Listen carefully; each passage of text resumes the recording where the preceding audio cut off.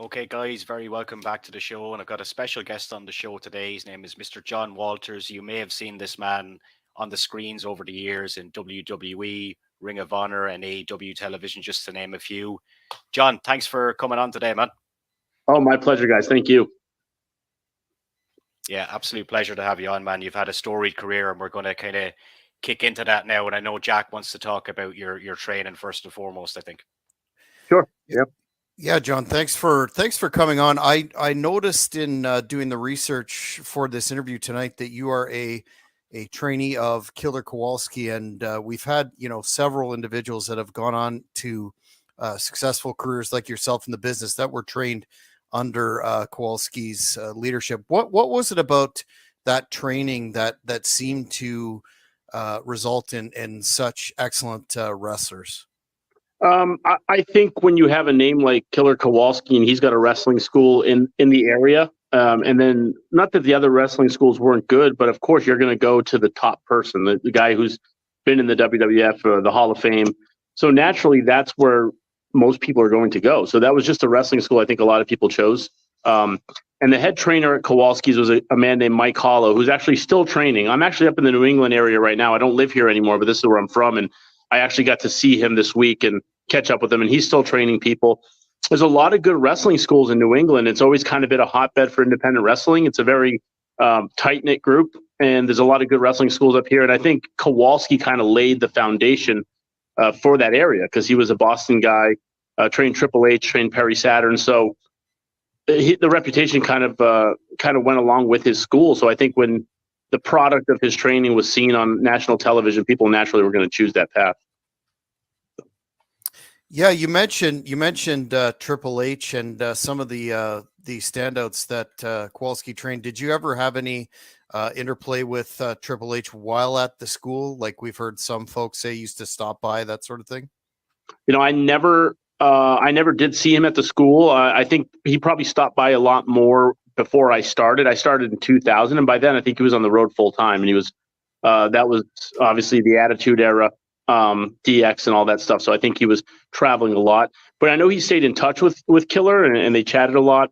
And obviously at his funeral, I saw him, which is not the best situation. You're not going to talk to somebody like that. And then I was brought in a lot early in the 2000s for dark matches and TVs. And I had some brief conversations with him at the time.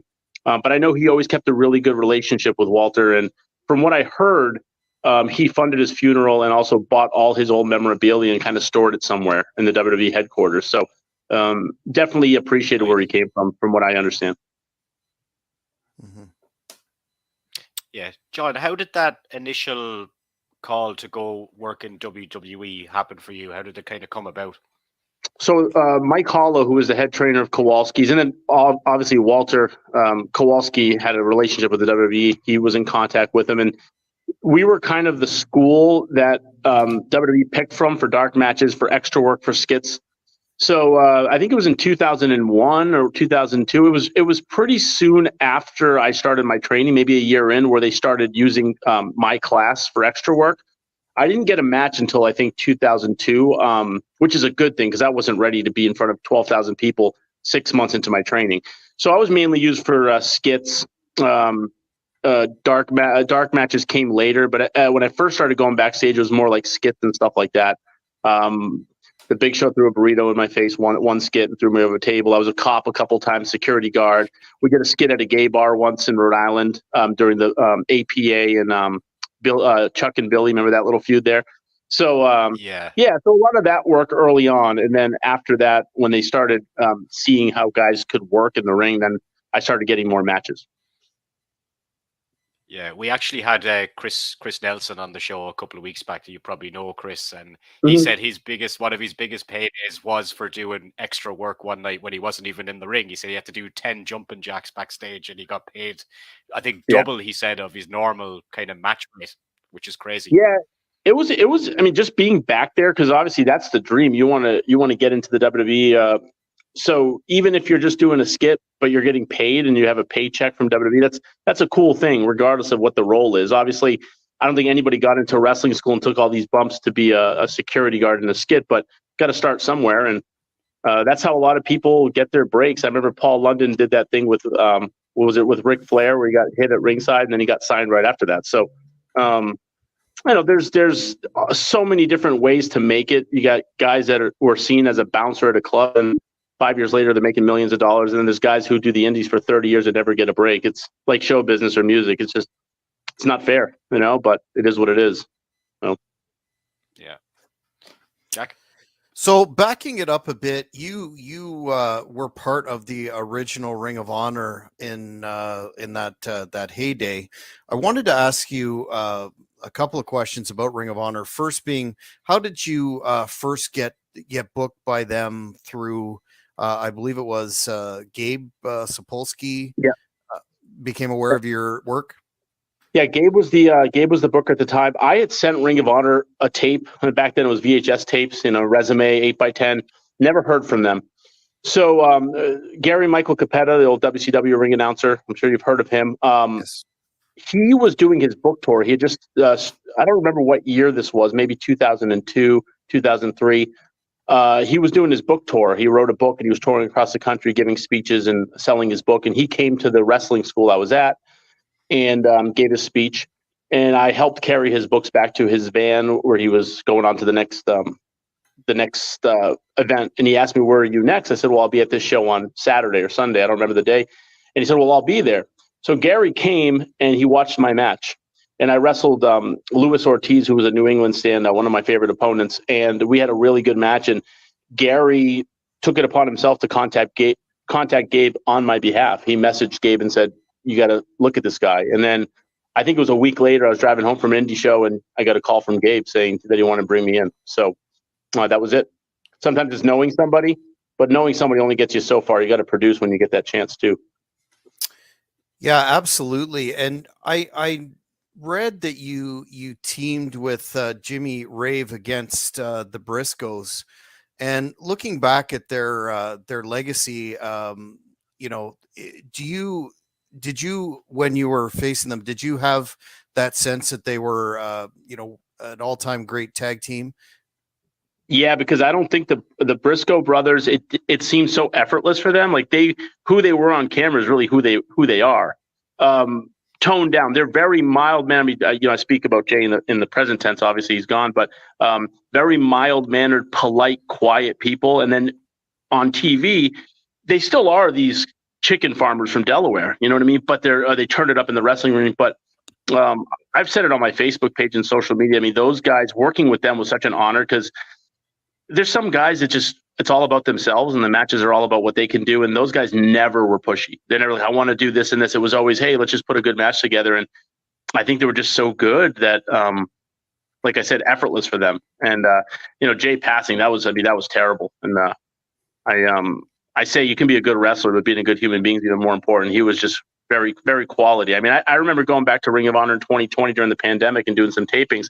I hadn't seen those guys in probably 14 years, and treating me like I was their brother still from that they've seen last weekend. So it was very sad. But yeah, those days were monumental. The early Ring of Honor days were cool, and I miss it. But now they're on television. Of course, that the style has to be changed a little bit when you're on mainstream TV. You can't kind of have this super. Yeah. You know what I mean? Like back then, you almost felt like you're watching something that you shouldn't be watching, kind of like ECW, and it was a lot of technical wrestling and high flying, which is fine. But when they got to TV, I think a lot of the complaints from some of the fans were it's not the same Ring of Honor. But like anything, right? Everything evolves and changes over time. Maurice, I'll throw to you before my next Ring of Honor question. Yeah, well, actually, I think we kind of had the same question about CM Punk in Ring of Honor, and you often hear like different things about Phil Brooks, the man. What was your kind of experience like with him?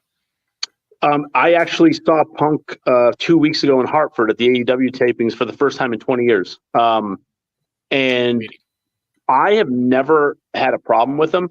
I think my opinion of Punk is he's very opinionated. He's very passionate. He's very principled. And if he gets any inkling that you're a weasel or you're trying to undercut him, then you're his enemy. And I respect that. The whole thing that happened, he gave me his side of it, and he literally like embraced me the minute he saw me, and we've haven't seen each other in a long time. Anytime I put a match together with that guy, or I was backstage, or I don't think we did travel once together. he's always been the same person to me. So I always say treat people, judge people how they treat you, not the stories you hear. And wrestling's like any business, right? Personalities clash sometimes. You're not going to like everybody you work with. You go to an office building, or you go to a restaurant, or you go to a department store, and you're working with people. Not everybody's going to get along. It doesn't mean one person's bad, one's good. It just means that you just don't click. But wrestling, it's about the fans. So I think people should put their differences together and try to put the best product out there. But who am I to say how people should feel? So I've always got along with him, had good matches with him, and like I said, I saw him last week for the first time in ages, and he treated me the same as he always did. Nice. Jack? In terms of your character, I wanted to ask you that I found interesting and found some of the material on YouTube when you were with Lucha Libre USA. That whole extremist character that you came up with that got the nuclear heat about the anti-immigration and all the mainstream coverage. What was the inspiration for that, and were you surprised how it really took hold?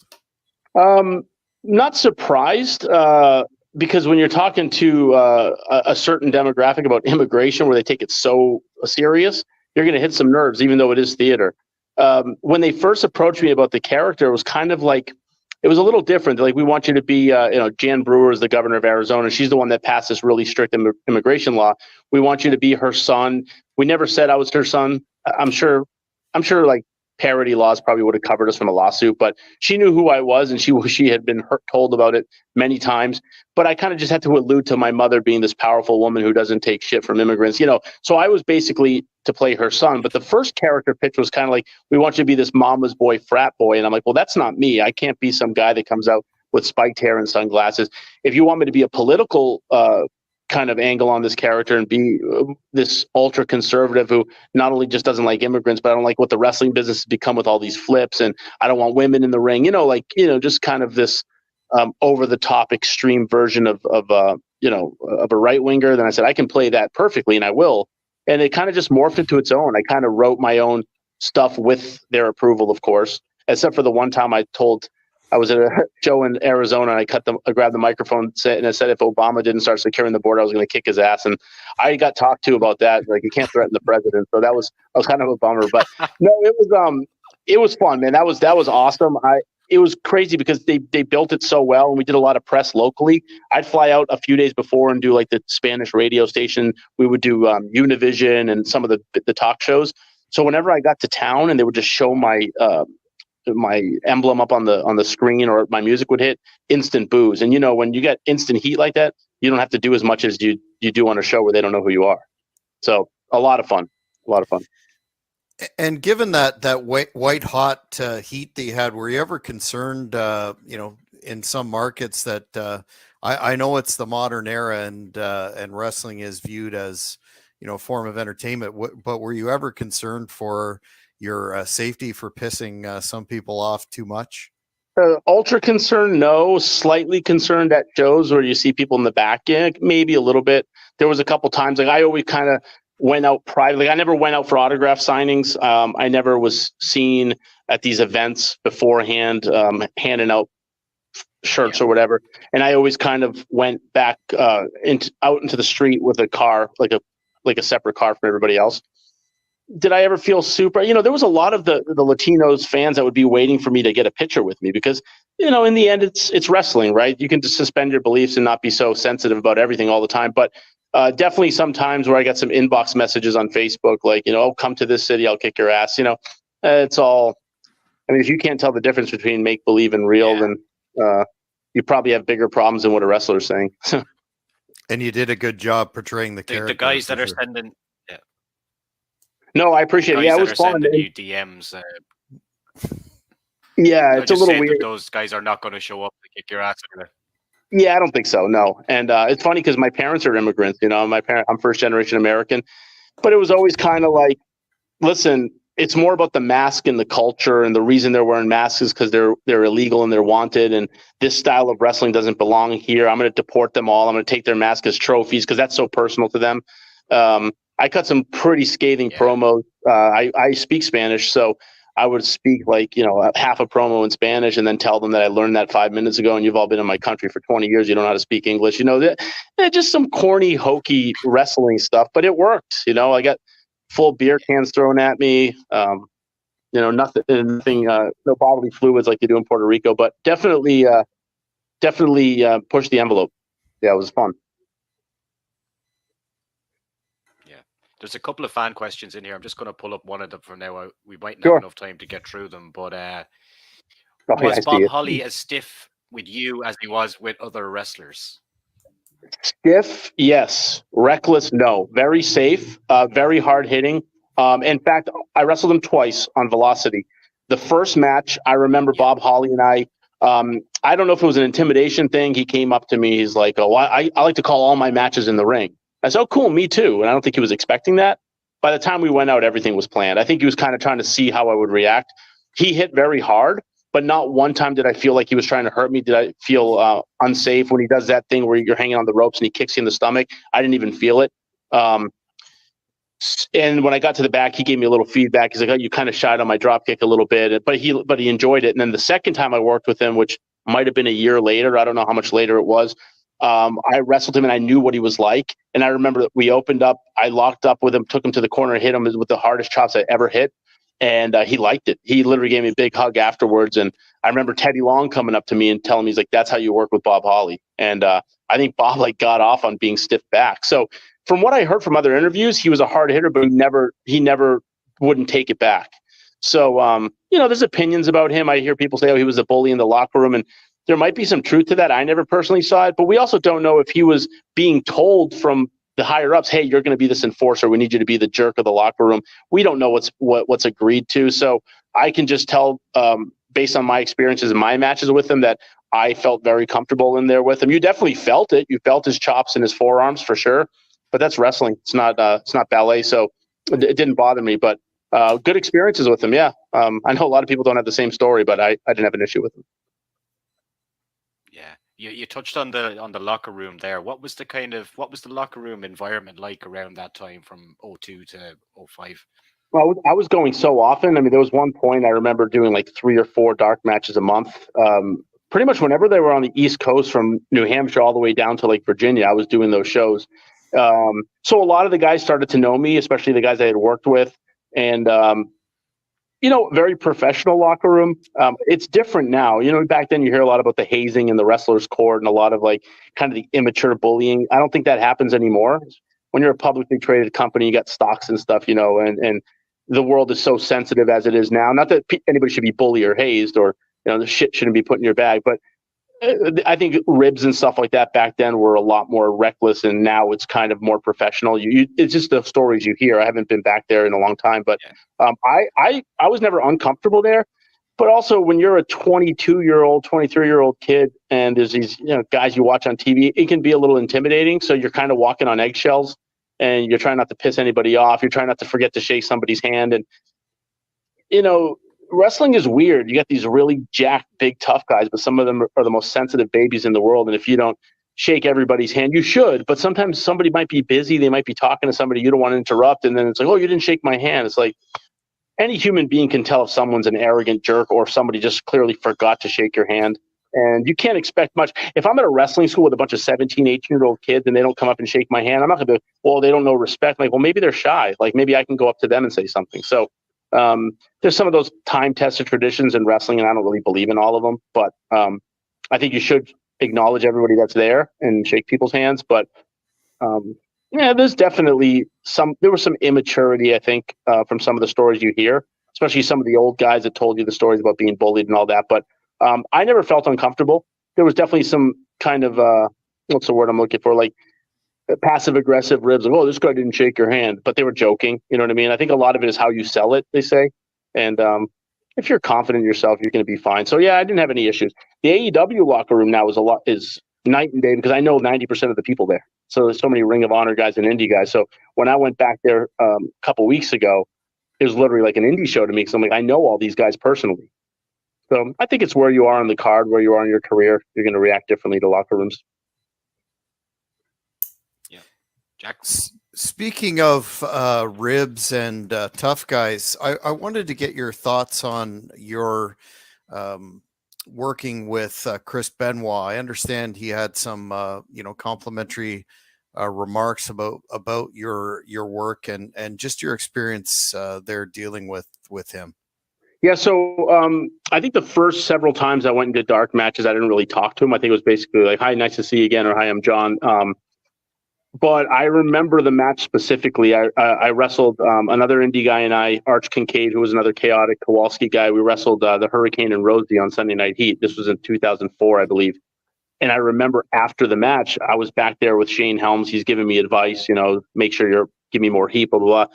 So I turned around and Benoit was like an inch away from my face staring at me. And I just turned around and he's just like, his exact words were, "You impressed the fuck out of me." That's what he said to me. And I was like, "Well, I'm going to take this opportunity." I was like, "Thank you so much." He's like, "Yeah, you hit him good. You sold good." I was like, so I sat down. He sat down with me, asked me who trained me and this and that. So I was like, "I'm going to take advantage of this." I said, "Can I send you some of my tapes so you can watch some of my stuff?" And he said, "Yeah." I said, he gave me his email address. I emailed him and he responded. I sent him a tape. The next several times I saw him, he was friendly, but kind of short. It was like, "Hey, nice to see you." I never said, "Hey, did you watch my tape?" I wasn't going to go there. But he always kind of was nice. And then I remember I wrestled Chris Masters on Raw, kind of a squash match. And I remember the next night, you guys remember AOL, America Online?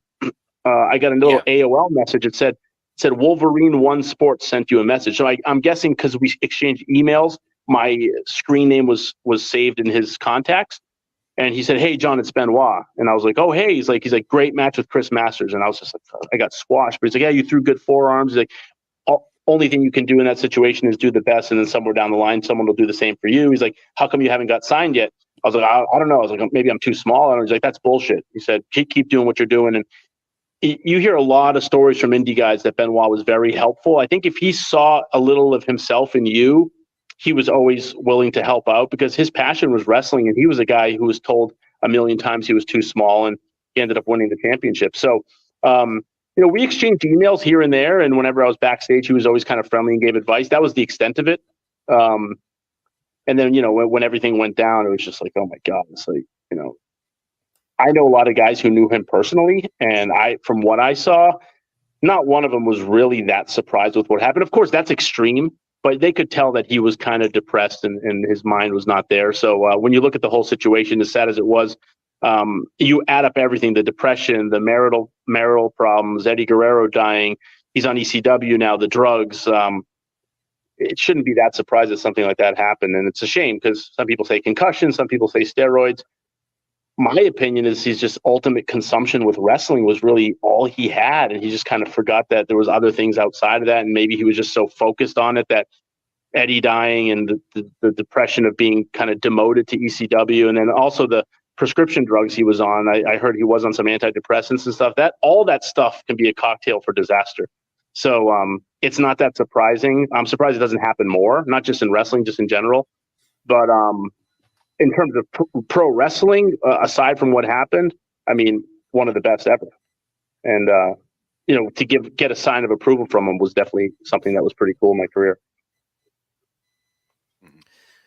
Yeah, it's unfortunate that all that happened and overshadowed his accomplishments, but he, I think, was known in the industry for helping the young guys out. I caught a clip of an interview with him talking about Hogan and how Hogan would big league people, and he always took time out.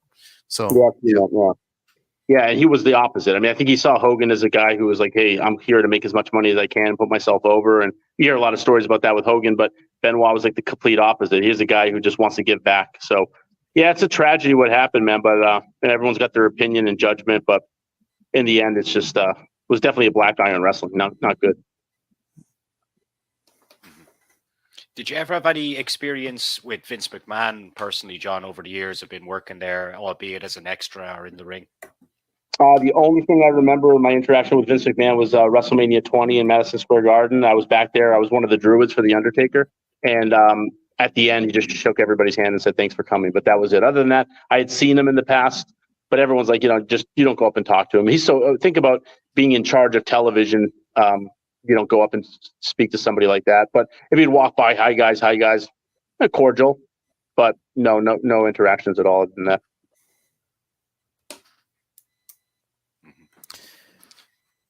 There's a question here. Was Undertaker a locker room leader, and did you see him as a leader? Speaking of the man in WrestleMania 20. I didn't spend enough time back there with an actual contracted talent to be able to answer that question. From what I understand and from what I saw, he was kind of one of those silent leaders who, if something really needed to be settled, he would take care of it. But I think from what I get, it was more of like he was more respected as how long his career lasted and how kind of quiet he was.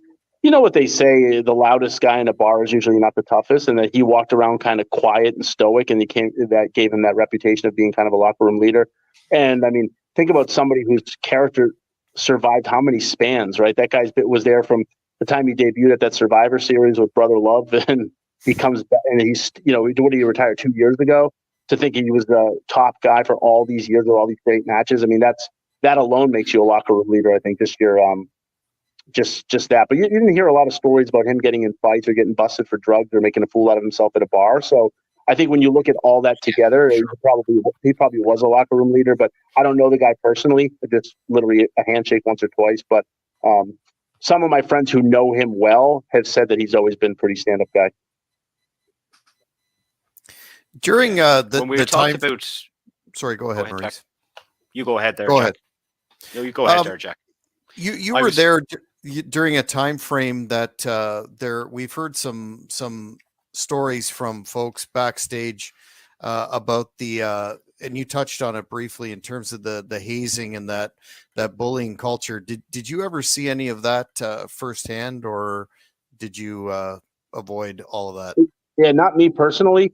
Like I said, I remember one time Billy Gunn and Bob Holly, right before my first match, Billy Gunn was like, "This kid's not ready for you. He's too small. You're going to fuck him up." But I think they were just messing around. I had a drill sergeant football coach in college who literally tried to break us every day. So for me, I wasn't going to give up on my dream because somebody was kind of, subconsciously bullying. I didn't even take that as bullying. I think the guys they're just hazing me. It's not a big deal. There's a difference between trying to get in somebody's head before a match and stealing their stuff or like slashing their tires. I mean, that kind of malicious, illegal stuff is one thing, right? But just kind of busting somebody's balls or like, I was insensitive to that kind of stuff. Obviously, where there's smoke, there's fire. You've heard endless stories of it, but I never saw it. I never experienced it. So no, I can't really comment on that. But obviously, there's a lot of stories about some of that stuff happening, and there's levels to it, right? I think minor razzing is okay. Friends do it to each other. But when you start messing with people's stuff and stealing their keys and like misplacing their phone, and that could be life or death, right? Your wife calling something's wrong with the kid and your phone's missing. It's like there's some immaturity there. But from what I gather, that stuff's not really there anymore. Yeah. One of your ex tag team partners that we had on this show, you tagged with him a couple of times, was a victim to that. Chad Wicks. What did you make of Chad? Yeah, I had heard that stories. I haven't talked to Chad in a long time, but yeah, he started at Kowalski's. I don't remember how many years after me. He was maybe 4 or 5 years after me. One of the hardest workers, super positive to the point where you thought he was ribbing you because of how positive he was. He'd have these like inspirational quotes on his voicemail. He'd go to like rest areas and like do push-ups and stuff. He was definitely a character, but I had some good matches with him, and I definitely heard about what happened to him, that he was, they were trying to get him and his partner to fight, and they ended up fighting at some point and, locking him in bathrooms and throwing his gear out. So, but I think the reason Chad was probably a victim to that is because of that positivity I was telling you about, which is so perverse to say. It's like the guy's so positive. Too nice. Yeah. But I can see kind of why. I'm not saying why they did it, because, like I said, extreme hazing shouldn't be tolerated. But there was times where people were like, is this guy legit? Like people who didn't know him, like that's really how he is 24 hours a day. But he loved wrestling. He was good at it. He had passion and worked out like a horse. Sometimes it's timing of where things are and when you get your break. So yeah, he would be able to tell those stories better. But I did see a podcast when he was telling that story one time about, it was at like a hotel bar where he like locked everybody into a bathroom. Did you hear that story? He locked the Undertaker into the bathroom. Yeah. So Yeah, I don't want to go through that stuff, but I definitely, I can definitely say, well, Chad's definitely a target for that because of how nice he is, and which shouldn't be the case. If you're nice, you're nice. Leave nice people alone. Go after the assholes, right? So Exactly. yeah. Jack. You touched on your role at WrestleMania in 2004, but the night before that, you had on SmackDown a really high profile match against the Big Show. What was your experience like working with Paul there, the fellow Kowalski trainee? Yeah, we did two matches with him. Arch Kincaid and myself did two handicap matches against the Big Show, and I don't remember how far apart they were. But I remember him telling us specifically, he's like, "I'm not going to stiff you guys. I'm not going to hurt you like some of these other guys do. I'm just here to kind of get me over, and I'm going to give you this." I remember the chops. It's one of the most lethal things I've ever felt in my life. I mean, I literally felt like I was shot. That's how you naturally just sell it down. And I took the choke slam, and but a very nice guy. I remember after one of them, whether the first time or the second time, he offered to put us up in a hotel. I think we were in Atlantic City. He's like, "I'll pay for your guys' hotel tonight." And we declined because we were driving back home because I think one of us had to work our real job. But he was very polite. And then every time I saw him after that, he remembered it. And then I did a skit with him backstage when him and Eddie Guerrero were feuding where I was eating a burrito and Big Show came by and I was hiding it because I guess the week prior, Eddie Guerrero put like a laxative in his burrito, and there was so we were all eating burritos, and I was hiding it, and he stuffed my face in it and threw me over a table. Well, we took like 2 or 3 takes to film that, and I remember the first time he put the burrito in my face and threw me at the table, and they wanted me to go over it, but I sold it like I hit the table and went back.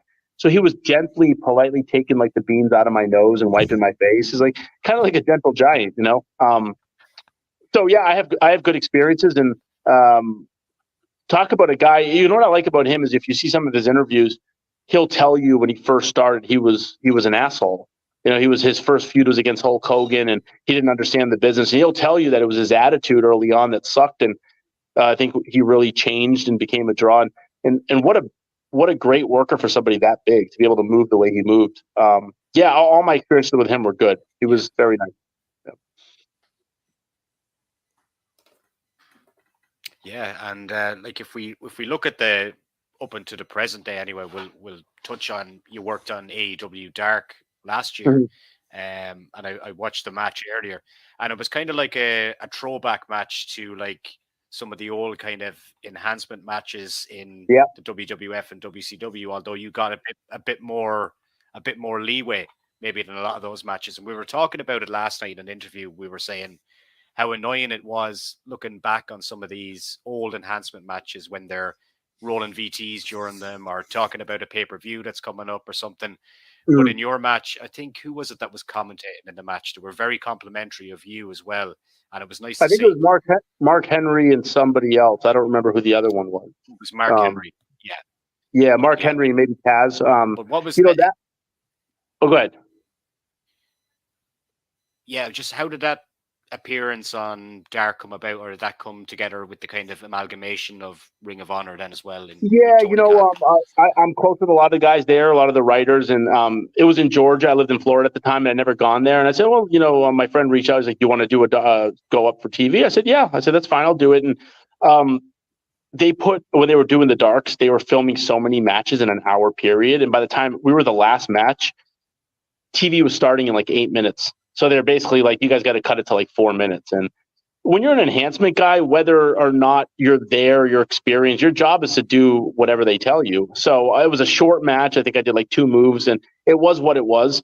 Does that hurt me in the future? No, because I think most of the people who are watching wrestling know that, hey, just because he's there doing this job this time doesn't mean he's not good or he doesn't have more to show. No, it was fine. I mean, I would have liked to have a longer match, and I hope that opportunity comes somewhat soon. But it was an enhancement match. I was there to put a contracted guy over and just kind of make it look good. And again, I hadn't wrestled in like a year, and if they had wanted me to go 15, 20 minutes, I probably couldn't have. I would have done it fine. But yeah, it was just kind of one of those things where, hey, do a dark match. And then while I was there, they had asked me if I could be a judge for at the Ring of Honor pay-per-view in Boston. So they flew me up there, which was great because I spent an extra day with my family. And judged the match in Boston from where I'm from. So yeah, I mean, enhancement matches are what they are, and nobody says, "Oh, I want to be an enhancement guy," but at that night, that's what they needed, and that's what I did, and yeah, it was what it was. You And spoke look, of they've got a massive show coming up over here soon as well. Yeah, I know, and there's still a lot of tickets. I hear that's pretty impressive. They've sold more than SummerSlam 1992 as of today. That's what I heard. That's awesome. I just wanted to get your Jack. thoughts on your experience there in the locker room. I don't know whether you're familiar with the recent comments by Canadian independent wrestler LeFisto, and she had in her own personal experience a negative one, but that seemed to come out of one angle that we haven't heard of the AEW locker room. Do you have your thoughts because you've been in so many locker rooms? How does that environment compare to some of the other ones? Better, the same, or some negative aspects? So I'm back up here in New England right now visiting family. So I've gone to some of the local wrestling schools, just to say hello, give back, roll around a little bit. Because I only get up here a couple times a year. And I just heard this week about what went down with her. And I always say, like I said earlier, when you asked me my opinion of Punk, wrestling is full of different personalities. And a lot of times so much is lost in translation. I think what lacks in the world, not just in wrestling, but everything, and a lot of it's because of social media, is communication, right? It's just people don't know how to communicate anymore.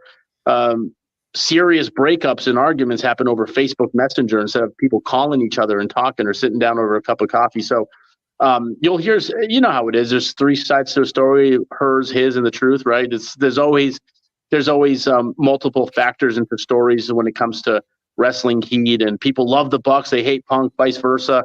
How do you know that they all just had this kind of personality clash, and they had difference of opinions, and the way they handled it was the way they handled it? I don't get involved in other people's drama other than my own, and I try to have no drama in my life. But I did hear it, and in terms of the locker room in AEW, I've been back there twice. Once, one Ring of Honor, 2 AEW tapings, and it's been nothing but good for me. I'm not saying what other people say is false. I'm just saying that I can't comment on it because I've never seen it. If I thought it was this toxic locker room and I felt uncomfortable, I wouldn't be back there. So, but there could be truth to it. I don't know. It could be completely false. It could be completely true. I don't know. I don't know. I think is the beef that she wasn't treated properly. Is that what it was? I don't really know much.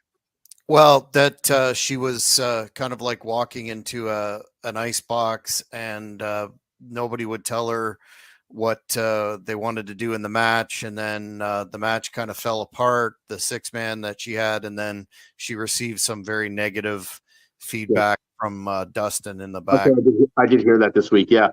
That goes back to communication, right?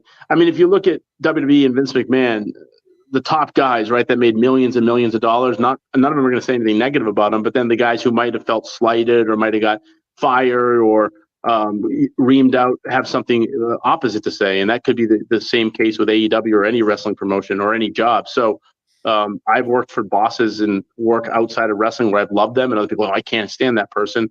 And there's been other people who are just, society loves them. I'm like, this person's a phony. So that's between them. You know what I mean? But if you're asking me personally if I've seen anything like that, I haven't. Fair enough. Diplomatic answer, right? It's your experience. The truth, yeah.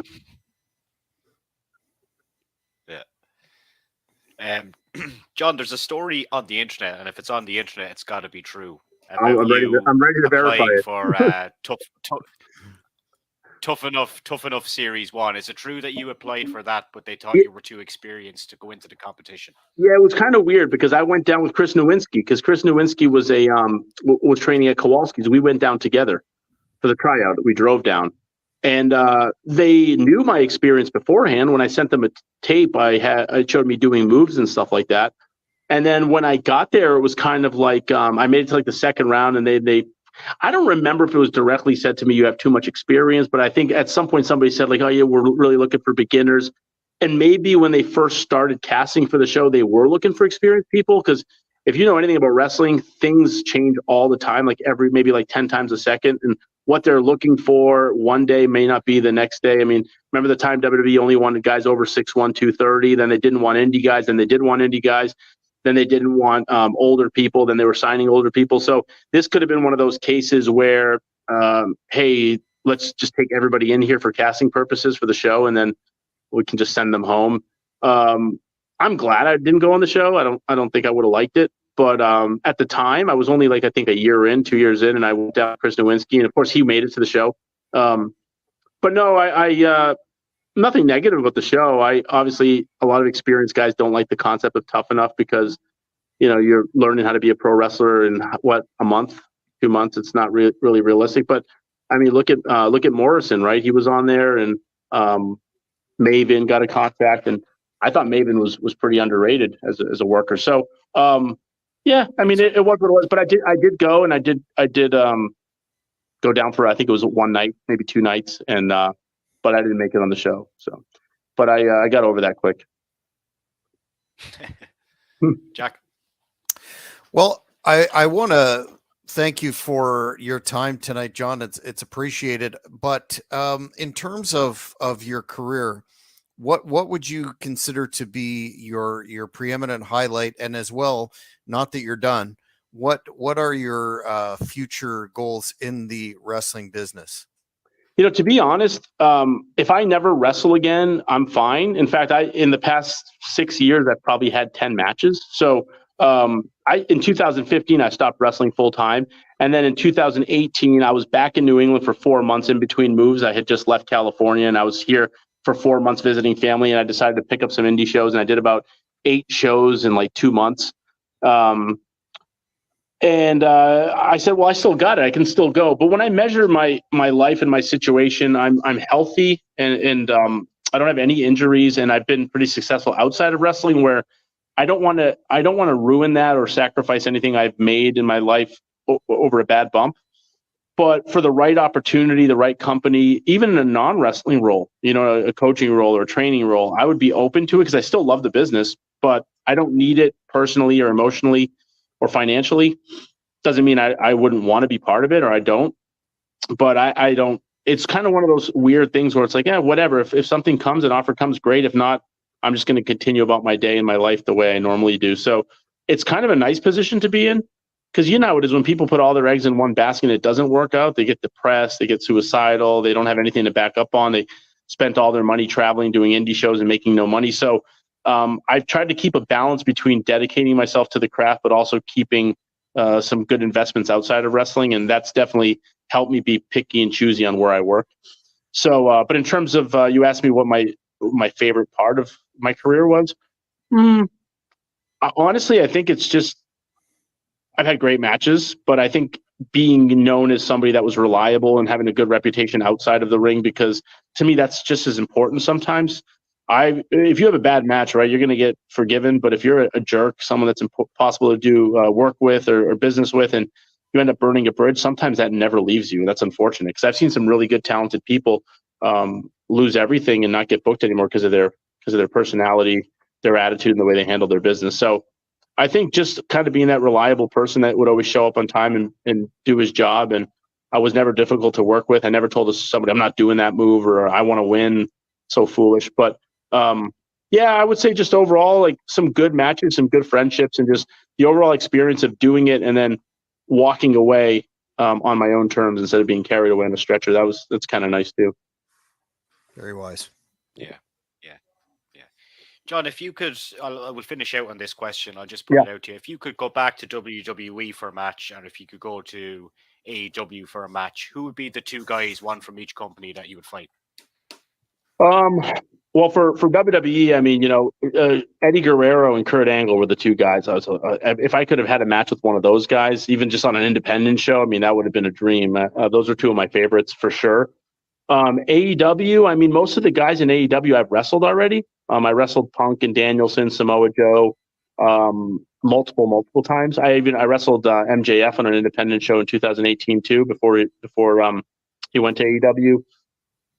So out of the current crop of guys there, well, the Ring of Honor Pure Champ Shibata is really good, and I'd like to get in the ring with him, especially in a Pure Rules match, because I was a Pure Champ for so long, and I kind of excel in those matches with that with those rules and that style. So probably that. But there's so many good workers in the world, and I never want to say this is the only person I want to work with, because there's just so many good guys. And if you're a professional, you're going to try to have the best match with somebody, no matter what their skill level is. And excuse me, I've had really good matches with guys that were not really highly rated. Like, oh, this guy's new; he's only a couple of years in, and then you go out and blow the roof off the place. So I would say the two guys I mentioned, Angle and Guerrero, but AEW wise, any of those guys now are still going strong. So I think I could handle myself against all of them. Thank you for watching the Hannibal TV. Please like this video if you enjoyed it, and click the subscribe button to not miss any of our latest shoot interviews, match videos, or news updates.